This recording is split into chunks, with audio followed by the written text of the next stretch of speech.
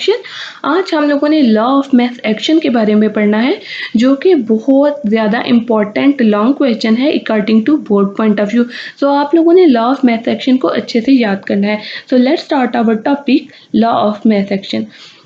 सबसे पहले law of math section को शुरू करने से पहले हम लोगों को कुछ इंपॉर्टेंट टर्म्स का पता होना चाहिए, या कि हम लोगों ने कुछ इंपॉर्टेंट टर्म्स को डिस्कस करना है लॉ ऑफ मैथ सेक्शन में। तो इसलिए हम लोगों को लॉ ऑफ मैथ सेक्शन में जो टर्म यूज़ होंगी उनका हम लोगों को पता होना चाहिए। सबसे पहले हम लोगों ने डिस्कस करना है कंसंट्रेशन ऑफ सब्सटेंसेस को। सेकंड नंबर पे हमने डिस्कस करना है रेट ऑफ रिएक्शन को। थर्ड नंबर पे हमने डिस्कस करना है एक्टिव मैथ को, और फोर्थ वन है डायरेक्टली प्रोपोर्शनल का। अब ये वर्ड्स कॉन्स्टेंटली पूरे हमारे पास ये टॉपिक में यूज़ होंगे। आप लोगों ने इनको अच्छे से इन टर्म्स को सीखना है, आपको इनका आइडिया होना चाहिए कि ये टर्म्स क्या हैं। सबसे पहले है कंसंट्रेशन ऑफ सब्सटेंसेस, यानी हम लोगों ने इसके अंदर सब्सटेंसेस की कंसंट्रेशन को देखना है। तो सबसे पहला पॉइंट देख लेते हैं।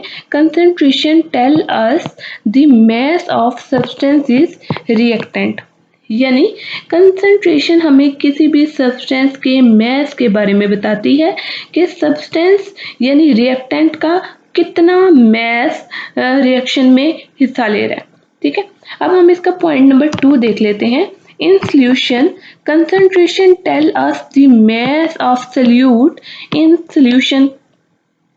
अगर हम लोग सॉल्यूशन की बात करते हैं तो सॉल्यूशन में मौजूद सॉल्यूशन की कंसंट्रेशन को शो करता है। अब हम लोग इस डायग्राम में देख लेते हैं। यहाँ पे आपको 1 लीटर वाटर नज़र आ रहा है इस बाउल में। ठीक है, इसमें हम लोगों ने 6 जो से हैं स्पून शुगर के ऐड करने हैं। ठीक है, और 1/2 टेबल स्पून हम लोगों ने सॉल्ट का ऐड करना है। तो ये हम लोगों ने सॉल्यूट की डेफिनेशन पढ़ी थी कि जो कम क्वांटिटी में चीज़ होती है उसको हम लोग सॉल्यूट बोलते हैं। ठीक है, और यहाँ पे शुगर जो सी है वो सॉल्यूट है हमारे पास। ठीक है, वाटर सॉल्वेंट है। वाटर को हम लोग सॉल्वेंट बोलते हैं क्योंकि उसने सॉल्यूट को अपने अंदर डिज़ोल्व करना होता है, और जब सॉल्वेंट सॉल्यूट को डिज़ोल्व कर लेता है तो हमारे पास सॉल्यूशन बन जाता है। ठीक है, तो ये उसने कहा है कि ये सॉल्यूशन में जो सॉल्यूट मौजूद होता है, यानी सॉल्यूट से मुराद सॉल्ट और शुगर, ये सॉल्ट एंड शुगर ये सॉल्यूट है।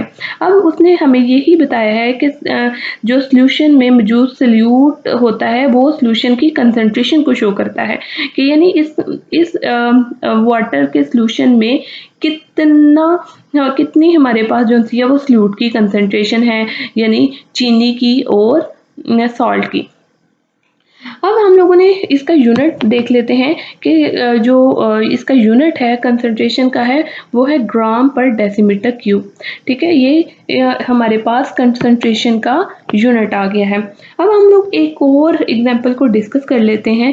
उसमें है हमारे पास नाइट्रोजन है। नाइट्रोजन का यहाँ पे 1 मोल हमारे पास इन्वॉल्व है इस रिएक्शन में और टेक पार्ट कर रहा है, और यहाँ पे हमारे पास 3 मोल हाइड्रोजन के हैं। जब ये आपस में रिएक्ट करेंगे तो हमारे पास बना देंगे अमोनिया बना देंगे, और यहाँ पे जो 1 मोल है of nitrogen and 3 mole of hydrogen है, ये कंसंट्रेशन को शो कर रहे हैं।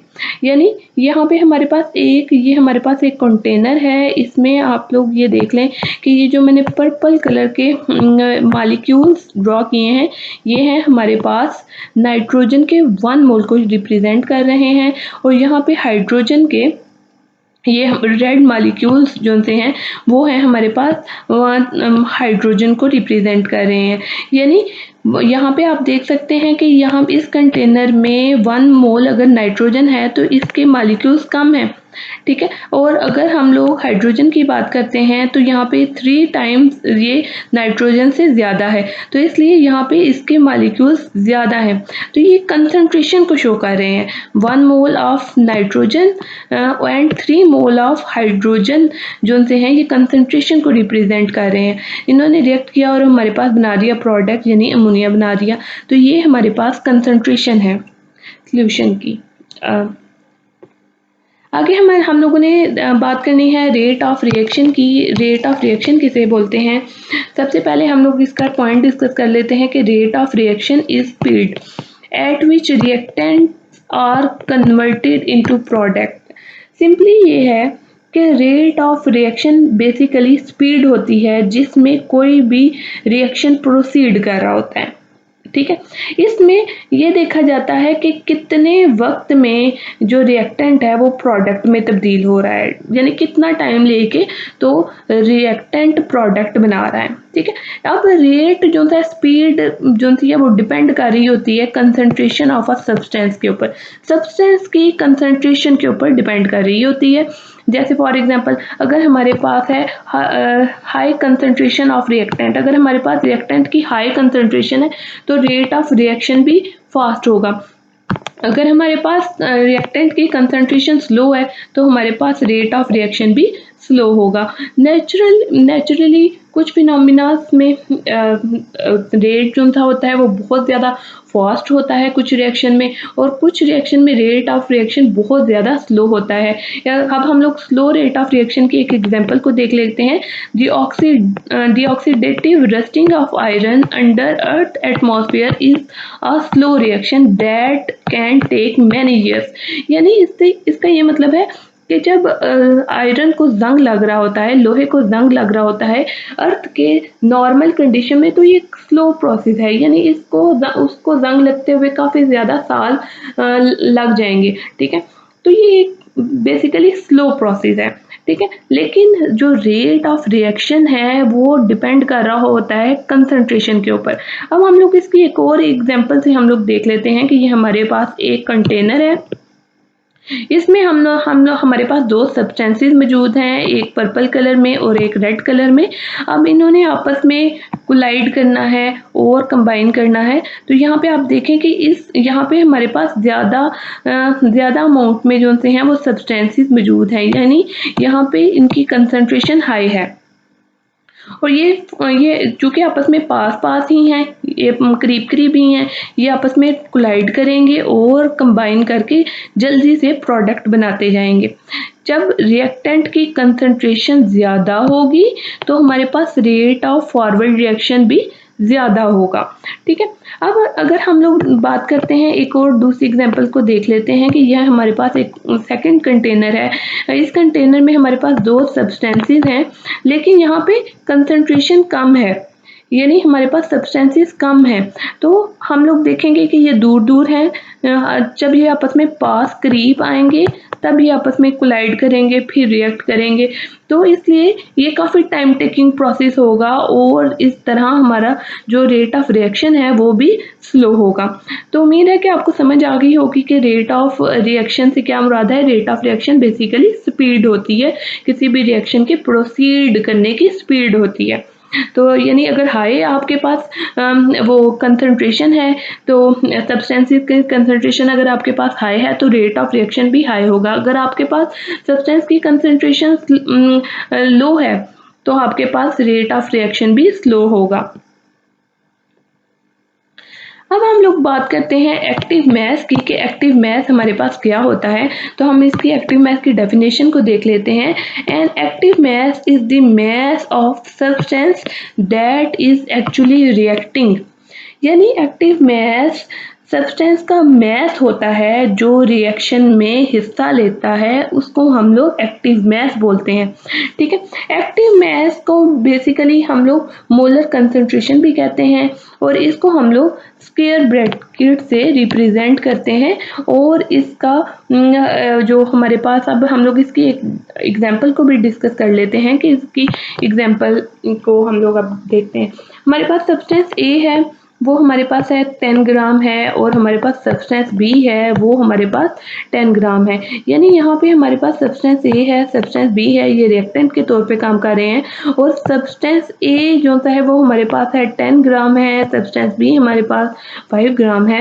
यानी इन्होंने आपस में रिएक्ट करना है, तो हमारे पास प्रोडक्ट बना देंगे जो कि होगा 15 ग्राम ए एंड बी, ठीक है। अब यहाँ पे जो 10 ग्राम है, ये ए का 10 ग्राम, यानी ये हमारे पास एक्टिव मैस है, और ये 5 ग्राम जो सा है सब्सटेंस बी का, वो हमारे पास एक्टिव मैस है, ठीक है। तो ये हमारे पास एक्टिव मैस है। एक्टिव मैस से मुराद वो मैस सब्सटेंस का वो मास जो रिएक्शन में हिस्सा लेता है उसे हम लोग कहते हैं कि वो एक्टिव मास है। ठीक है, तो ये एक हमारे पास ये एग्जांपल आ गई।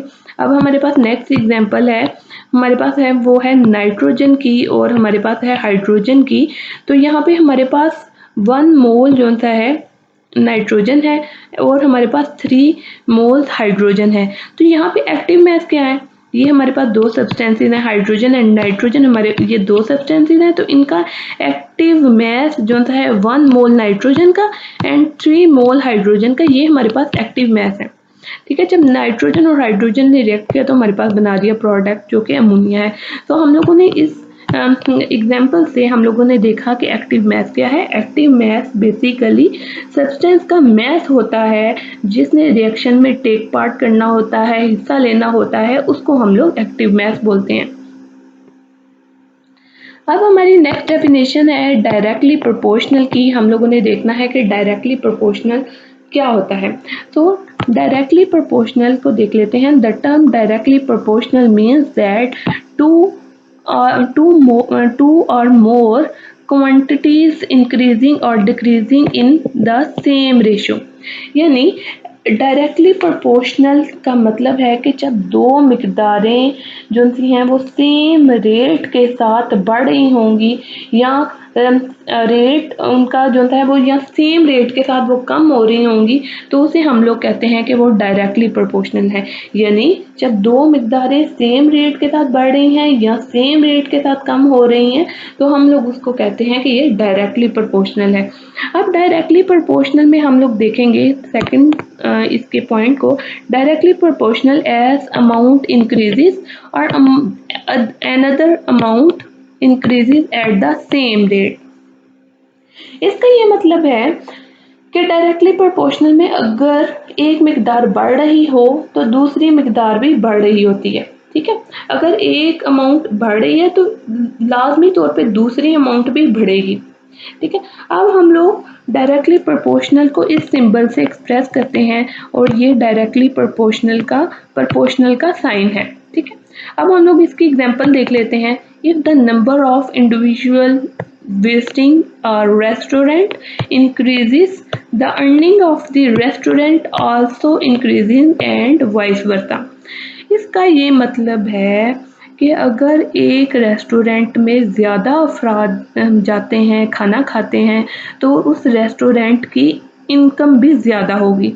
तो यहाँ पे अब हमारे पास दो क्वांटिटीज़ हैं, यानी नंबर ऑफ इंडिविजुअल्स एंड हमारे पास आ गई अर्निंग ऑफ रेस्टोरेंट।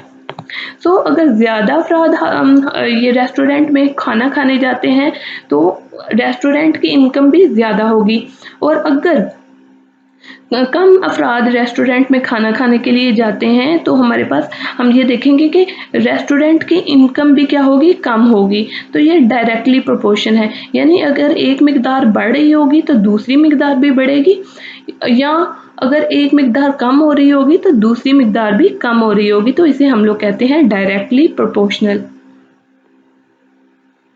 अब हम लोग देख लेते हैं कि लॉ ऑफ मास एक्शन की तरफ आते हैं कि लॉ ऑफ मास एक्शन क्या है। सबसे पहले तो हम लोग इसको देख लेते हैं कि कौन से दो साइंटिस्ट थे जिन्होंने लॉ ऑफ मास एक्शन को प्रपोज किया था। तो सबसे पहले हम लोग देख लेते हैं गोल्डबर्ग एंड वैट ने ये law of mass action propose किया था 1869 में। ठीक है, अब उन्होंने ये law of mass action basically reverse reaction पे एप्लीकेबल होता है। ऐसे रिएक्शन जो रिवर्सिबल होंगे यानी बैकवर्ड भी जा सकते हैं, उनके ऊपर law of mass action propose होगा। अब हम लोग इसकी डेफिनेशन को देख लेते हैं। The rate at which a substance react is directly proportional to its active masses। यानी इसका ये मतलब है कि rate of reaction is directly proportional to active masses. यानी कोई भी सब्सटेंस जिस स्पीड के साथ केमिकल रिएक्शन प्रोसीड कर रहा होता है वो डिपेंड करता है उसके एक्टिव मास पे। अगर एक्टिव मास ज़्यादा है तो रेट ऑफ रिएक्शन भी ज़्यादा होगा, अगर एक्टिव मास कम है तो रेट ऑफ रिएक्शन भी कम होगा। ठीक है, तो इसलिए रेट ऑफ रिएक्शन हमारा डिपेंड कर रहा होता है एक्टिव मास पे। ठीक है। यहाँ पे हम लोग अगर बात करते हैं, यहाँ पे ए है और यहाँ पे हमारे पास बी, हमारे पास ए एंड बी दो सब्सटेंसेस हैं जो कैपिटल हैं, ठीक है। अब इसका जो एक्टिव मास हमारे पास है वो कैपिटल स्मॉल ए है और स्मॉल बी है, ठीक है। तो ये अगर हमारे पास या एक्टिव मास की कंसंट्रेशन ज़्यादा होगी तो हमारे पास रेट ऑफ रिएक्शन भी वो फास्ट होगा, ठीक है, ज़्यादा तेज़ी के साथ वो प्रोसीड करेगा। अगर हमारे पास एक्टिव मास कम है तो रेट ऑफ रिएक्शन भी स्लो होगा। तो ये हम लोगों ने ये देखा है फर्स्ट पॉइंट के अंदर। अब हम लोग इसका सेकंड पॉइंट देख लेते हैं। The rate of a reaction is directly proportional to the product of the active masses of the reacting substance. यानी इसका ये मतलब है कि अब इस रिएक्शन में इसमें पूरे रिएक्शन की बात हो रही है, टोटल रिएक्शन की हमारे पास बात हो रही है कि पूरा केमिकल रिएक्शन जिस स्पीड के साथ प्रोसीड हो रहा होगा डिपेंड करता है कि वो रिएक्टिंग सब्सटेंस के टोटल मास पे वो डिपेंड करता है। अब हमारे पास ये ओवरऑल रिएक्शन है, हमारे पास एक कंप्लीट रिएक्शन है हमारा ये। अब ये किस स्पीड के साथ प्रोसीड होगा वो डिपेंड करता है ए और बी के एक्टिव मास के ऊपर, यानी ए और बी के एक्टिव मास के ऊपर पूरा रिएक्शन ये हमारा पूरा रिएक्शन डिपेंड करेगा। यानी ए एंड बी का जो एक्टिव मास है जितने ज़्यादा होंगे रेट ऑफ रिएक्शन भी उतना ही ज़्यादा फास्ट प्रोसीड करेगा, ठीक है। तो हम लोगों ने ये लॉ ऑफ मास एक्सचेंज की डेफिनेशन को डिफाइन किया है। अब हम लोग इसका यूनिट देख लेते हैं। यूनिट की जब हम बात करते हैं तो generally an active mass is considered as a molar concentration having the unit of mole per decimeter cube, ठीक है। तो हम लोगों ने इसमें ये देखा है कि जो हमारे पास एक्टिव मास होते हैं उसको हम लोग मोलर कंसंट्रेशन भी बोलते हैं। एक्टिव मास को बेसिकली हम लोग बोलते हैं मोलर कंसंट्रेशन, ठीक है। अब हम लोग इसको और इसका यूनिट है हमारे पास वो है मोल पर डेसीमीटर क्यूब। इसको हम लोग ब्रैकेट से भी एक्सप्रेस करते हैं। अब हम लोग इसकी डेरिवेशन की तरफ आ जाते हैं। हम लोगों ने देखना है कि हमारे पास दो सब्सटेंसेस हैं, हमारे पास सब्सटेंस ए है और हमारे पास सब्सटेंस बी है, ठीक है। इन्होंने आपस में ये रिएक्टेंट हैं, इन्होंने रिएक्ट किया और हमारे पास बना दिया प्रोडक्ट। तो हमारा रिएक्शन मूव कर रहा है लेफ्ट से राइट साइड की तरफ और इसे हम लोग कहेंगे कि ये फॉरवर्ड रिएक्शन है। अब रिएक्टेंट ने डिकम्पोज होके चेंज होना है, प्रोडक्ट ने डिकम्पोज होके चेंज होना है रिएक्टेंट में, तो ये रिवर्स रिएक्शन है, ठीक है। अब हम लोगों ने देख लेते हैं कि हम लोगों ने आगे इसकी डेरिवेशन की तरफ मूव करते हैं। यानी हम लोगों ने डेफिनेशन में फर्स्ट पॉइंट में पढ़ा था कि rate of forward reaction directly proportional होता है active masses of the reactant. यानी रिएक्टेंट का एक्टिव मास जितना ज़्यादा होगा रेट ऑफ फॉरवर्ड रिएक्शन भी उतना ही तेज़ी से मूव ऑन करेगा। अब यहाँ पे आर से मुराद है रेट और एफ से मुराद है फॉरवर्ड रिएक्शन, ठीक है। आर एफ डायरेक्टली प्रोपोर्शनल है ए एंड बी, यानी ए एंड बी हमारे पास है मोलर कंसंट्रेशन, इनकी मोलर कंसंट्रेशन है हमारे पास, इन दो सब्सटेंसेस की मोलर कंसंट्रेशन है हमारे पास, ठीक है। अब आर और एफ जो सा है, जब हम लोगों ने यहाँ पे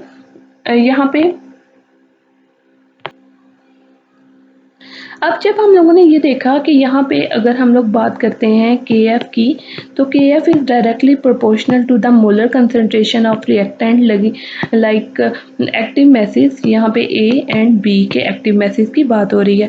तो हम लोगों ने ये देखा कि यहाँ पे जब हम लोगों ने ये प्रोपोर्शनल को जब हम लोग इक्वलिटी में चेंज करते हैं तो यहाँ पे हमारे पास कांस्टेंट आ जाएगा, ठीक है। तो हम लोग कांस्टेंट लगा देते हैं।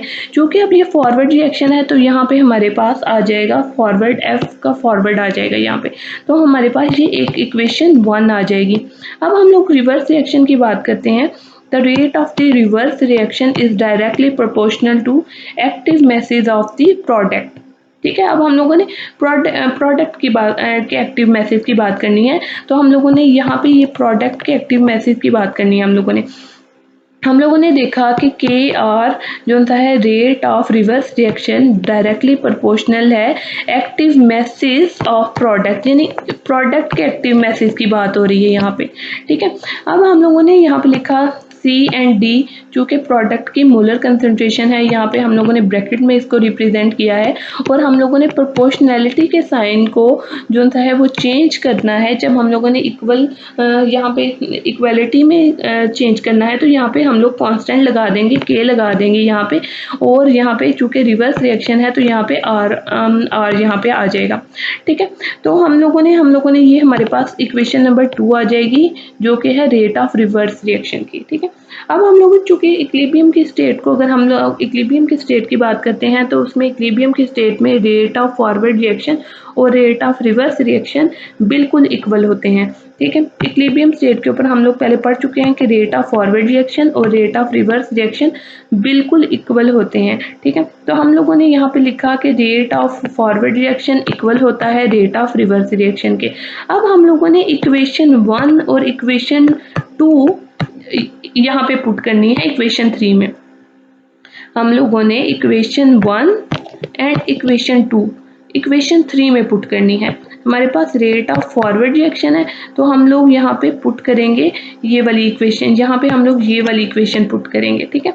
तो हम लोगों ने यहाँ पे लिखा के एफ और हमारे पास मोलर कंसंट्रेशन आ गई, ये active masses of the reactant A and B की, और which is equal to the constant rate constant for reverse reaction, और हमारे पास आ जाएगी active masses of the product के इक्वल है। ठीक है। तो ये हम लोगों ने इसमें इक्वेशन जो थी है वो हम लोगों ने पुट कर दी। अब हम लोगों ने इसमें ये देखा कि अगर हम लोग इस इक्वेशन की बात करते हैं, तो हम लोगों ने इसमें ये देखा कि यहाँ पे के एफ, यहाँ पे इसके साथ के एफ का रिलेशन है, यहाँ पे मल्टीप्लाई हो रहा है। ठीक है। के आर यहाँ पे सी एंड डी की मोलर कंसंट्रेशन के साथ मल्टीप्लाई हो रहा है। ठीक है। तो हम लोगों ने यहाँ पे, अब हम लोगों ने के एफ, चूंकि ये के एफ है, ठीक है, तो और यहाँ पे हम लोगों ने के आर को इक्वल के दूसरी तरफ लेके जाएंगे, तो ये जो होता है इक्वल के दूसरी तरफ आते ही के आर जो होता है वो डिवाइड हो जाएगा। ठीक है। अब यहाँ पे सी एंड डी उसी तरह ही हमारे पास रहेंगे, और ए एंड बी यहाँ पे के एफ के साथ मल्टीप्लाई हो रहे हैं, तो इक्वेशन के दूसरी तरफ आके ये डिवाइड हो जाएंगे। ठीक है। तो ये हमारे पास इक्वेशन आ गई है। ठीक है। अब यहाँ पे के एफ जो होता है वो रेट कांस्टेंट है फॉरवर्ड रिएक्शन के लिए, और यहाँ पे के आर जो होता है रेट कांस्टेंट है रिवर्स रिएक्शन के लिए।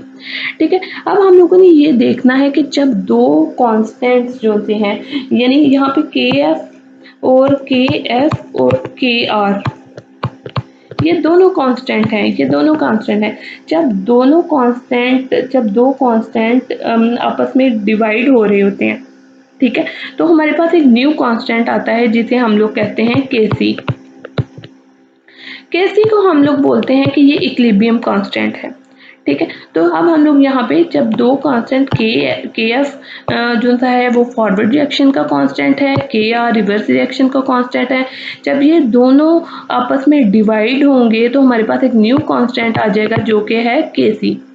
ठीक है। अब हाँ, यहाँ पे हम लोगों ने लिखा कि के सी इक्वल है के एफ के ओवर के आर के। ठीक है। अब हम लोगों ने इसको यहाँ पे ही पुट कर देना है। अब यहाँ पे इसी इक्वेशन में हमारे पास, इस इक्वेशन में हमारे पास के सी इक्वल है सी और डी की मोलर कंसंट्रेशन के, और यहाँ पे ए और बी, यहाँ पे हम लोगों ने इसको पुट कर देना है। तो यहाँ पे नेक्स्ट पॉइंट है केसी इज कॉल्ड इक्विलिब्रियम कांस्टेंट। केसी को हम लोग इक्विलिब्रियम कांस्टेंट भी बोलते हैं और इसको इस तरह रिप्रेजेंट करते हैं। तो हम लोगों ने ये देखा कि रेट ऑफ रिएक्शन डिपेंड कर रहा होता है प्रोडक्ट के एक्टिव मैसेज के ऊपर।